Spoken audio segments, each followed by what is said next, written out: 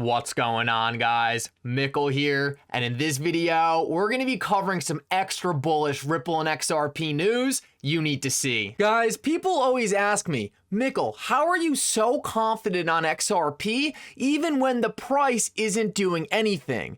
In this video, I'm going to show you guys that the fundamentals for XRP are stronger than they have ever been, and this is not being reflected in the price. This is creating an outstanding opportunity to accumulate XRP before the masses truly understand what is being built behind the scenes. At the end of this video, I'm going to show you guys a brand new development that's going to make you more confident than ever that XRP is going to be an integral part in upgrading our financial system to one built directly into the internet, and the richest people in the entire world have already figured it out. Make sure you stick around for that. I also wanted to take some time to talk about some new developments around Ripple's Fair Notice Defense. Ripple's Fair Notice Defense is one that gives the SEC nightmares, and one of the main reasons I do not believe the SEC would dare to take this thing to summary judgment. I'm going to show you guys a new realization I just had and something the SEC did that makes Ripple's Fair Notice Defense almost invincible. This is a very positive development, especially if you're hoping this case settles sooner than later and does not push into 2023. Last of all, guys, just the other week, Biden actually elected one of Ripple's former board members to the Federal Reserve. Well, he just elected a new person to the Federal Reserve, and there are already clips emerging of her talking about Ripple and XRP. Guys, if you don't already think that Ripple and XRP are part of such a larger plan to transform our financial system, make sure you stick around and see this, because I think this is really going to help you guys realize how deep these connections really go. If you guys are new to this channel or come here all the time, please take a second to hit the like and subscribe button down below. It goes such a long way in helping to support this channel, and it means so much to me. If you guys are looking for a good place to buy some XRP, make sure to check out the link in the description below. With that said though, let's jump right into it, and I hope you guys enjoy the content.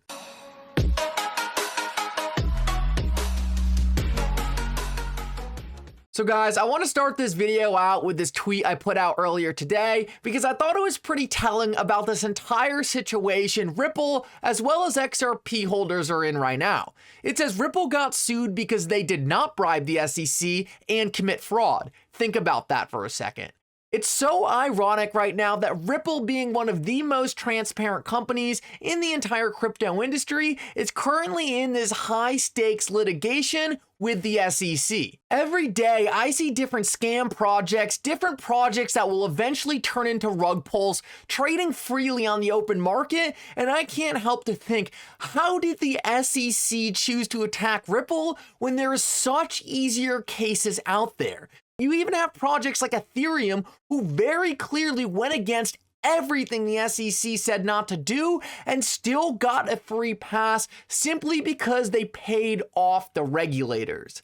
Now, the good news behind this is at the end of the day, Ripple did everything right. Ripple did everything they could to be on the right side of the law, and I actually think despite this SEC case, despite the price suppression on XRP, this is going to end up being a huge catalyst for Ripple in the future because it's going to make financial institutions so much more inclined and so much more trustworthy to get behind this growing ecosystem, knowing that they were always trying to do the right thing even when it was almost impossible to do it. Now guys, I want to show you this because Ripple's Fair Notice Defense is one of the most important things in the Ripple SEC case right now. The reason why it is so important is because if Ripple wins on fair notice, it could create a playbook for every other cryptocurrency company who gets sued by the SEC to follow, and would be a dramatic hit to the SEC's power going forward.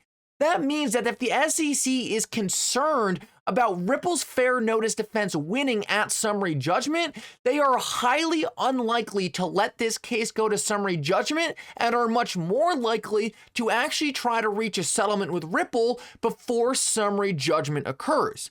Now, Ashley Prosper put out a tweet earlier today that really got me thinking about how strong Ripple's fair notice defense really is. Ashley Prosper put out, if XRP was straight up a clear-cut security, all 5 commissioners would have agreed to bring the lawsuit, but only 3 did. So you have to ask yourself, why did those 3 commissioners make this choice? Then you start to uncover the conflicts of interest between the SEC and Ethereum. So this is an excellent point by Ashley Prosper, kind of divulging into why these 3 commissioners decided to attack Ripple. She was clearly pointing out here the conflict of interest problems between the SEC commissioners and the Ethereum Foundation.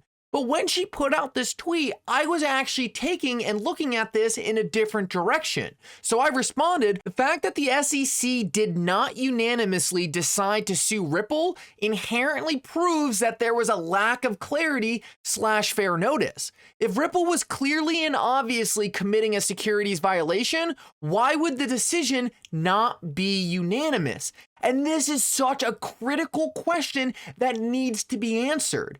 If Ripple was clearly and obviously committing a securities violation, there is no reason all 5 commissioners wouldn't have been in agreement that Ripple was breaking the law and selling a security. But because there was a division within the agency, because 2 of the 5 commissioners decided, hey, we don't think Ripple was committing any kind of crime by selling XRP, therefore, how could Ripple have ever known they were doing something wrong if the SEC commissioners themselves, the people who brought this case, couldn't even decide if Ripple was breaking the rules or not? The SEC themselves have created such a strong argument for Ripple about the fair notice defense, and I don't think the SEC can risk going to summary judgment when they themselves have proved that Ripple didn't have fair notice. Because of this, I think it is highly likely that this case will actually be settled beforehand, and that will be how XRP eventually gets the clarity it needs to trade freely in the US market. You might be wondering though, what's the SEC going to get out of this? Well, right now, Ripple is actually going after emails that the SEC put out when they gave Ethereum its free pass speech, and me and Bill are on the same page with this. We both agree that Ripple will happily give up getting these emails if it means XRP gets the clarity it needs to trade freely in the market. It is very obvious that both parties have clear incentives to not take this thing to summary judgment. This case is destroying Ripple's business in the US. Brad Garlinghouse said himself that they have lost almost every single US customer. And the SEC is being exposed for corruption they never thought was going to become public. At the end of the day, it makes sense for both parties to end this case as soon as possible, and that is why I believe we will not be going to summary judgment, and the case will actually end a lot sooner than most people are expecting. Next, guys, I want to show you guys how deep the connections for Ripple and XRP go with the global elites. A lot of people assume because there isn't a lot of talk about Ripple and XRP by famous people like Elon Musk and, the billionaires of the world, that these people don't know what Ripple and XRP are doing. Let me just tell you guys, these people know exactly what is going on here, what is being built, and that is the reason they do not talk about it. It is so big, so game-changing, so monumental that it is better for them to keep their mouth shut. Let this thing get built behind the scenes, and then once it's ready, once it's time to go, it will be released to the public. But take a look at this. Soros Fund Management investing in Polysign is confirming to us that Ripple is in bed with the New World Order. Everything is in plain sight. For those who can connect the dots, XRP will connect the world. And if we take a look, if you guys don't know what Polysign is an institutional custody company. David Schwartz is on the board, so is Arthur Brito. Both of these two guys were fundamental in building the XRP ledger, and Polysign has XRP written all over it. Well, just the other day, we found out that George Soros was actually investing into PolySign, but maybe even more interesting than that, just the other month, George Soros was actually meeting with Gary Gensler. Do you guys think PolySign got brought up in this meeting? I think so, and I have a feeling George Soros was getting the inside scoop of what was going on with the Ripple SEC case. Guys, these global elites are constantly talking about this stuff. They have information that we would only dream to have. But this and the next thing I'm about to show you are the kinds of things that make me realize that Ripple and XRP will be part of the plan, are part of the plan, and are going to be critical to upgrading the world's financial infrastructure. And these people already know what's happening. They already know how it's going to go. And we are just watching the final acts of clarity. You think George Soros is worried about the Ripple SEC case? You think he would be investing in PolySign if Ripple was about to get nuked by the SEC? No, of course not. And there wouldn't be people like Rosie Rios going over to the Ripple board of directors, and there wouldn't be members of Ripple's board of directors going to the Federal Reserve. Well, that's exactly what we had today. Listen up to this, and you guys are gonna understand there is so much more going on behind the scenes. What we are watching is nothing more than a show. You mentioned the speed of cross-border payments and the opaqueness of that process, and I guess it's also error-prone to some extent with SWIFT. Santander seems to be trying to approach it with a partnership with Ripple. Just curious what your thoughts are on that.